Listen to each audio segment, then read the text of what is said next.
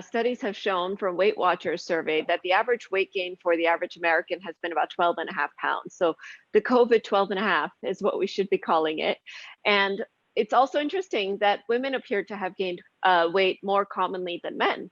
And so there does appear to be a little bit of a gender difference in terms of what's sedentary. But if you've gained weight, the first and most important thing is to admit that to yourself so that you can then take steps to reverse that process. Because when you do gain weight, it causes a lot of metabolic abnormalities. It can change a lot of different things in your body, including your metabolism, your cholesterol, your blood pressure, your blood sugar, and all of those can have downstream effects and accelerate the onset of disease. So if you've gained weight, that you need to admit it. You need to make a plan to lose weight, and that involves, more activity, obviously portion control. And then you need to make sure that the impact of the weight gain has not had some significant impact on your medical health. And the best way to do that is to really get a snapshot of your health doing screening blood tests, such as the ones offered by Nine Health that can help you understand what the impact of that weight gain has been. There's also kind of a mental health aspect maybe to all of it too. So I wanted to bring in Jason Youngblood, again, as a licensed counselor with Cigna. The pandemic affecting our mental well-being in a bunch of different ways translates to our physical health. Weight gain is just one of those examples. Talk a little bit about how the pandemic has led to weight gain. Sure. I mean, there's definitely that connection between mind and body, Stephanie.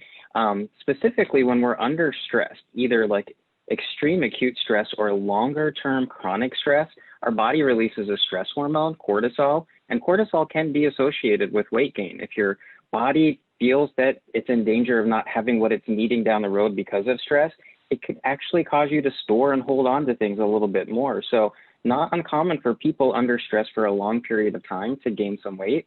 I think the second thing to think about is how we utilize food. A lot of us utilize food because it makes us feel better. We tend to eat richer, more high calorie foods. And I myself have been guilty. And in my own household, there's been never ending brownies for dessert, which typically is not the case.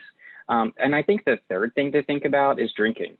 There was a recent poll that looked at people who are working at home and found that 40% of them start drinking actually during business hours. And if you think about, you've got your chronic stress, you're storing things a little bit more, you're eating a little bit differently, and then you add in a lot of additional calories from alcohol, it's no wonder that we're 12 and a half pounds up. And I want to piggyback off of something that Jason said, which is that when we release cortisol from stress and gain weight, it's the worst kind of weight to gain, actually, because it goes right on our tummies. And that's a phenomena called central adiposity, where weight on our tummies, where we become more pear-shaped, is worse than weight all over, which would make us more apple-shaped. So that's the other thing in terms of cardiovascular risk, is that type of weight gain is the worst kind that we can have.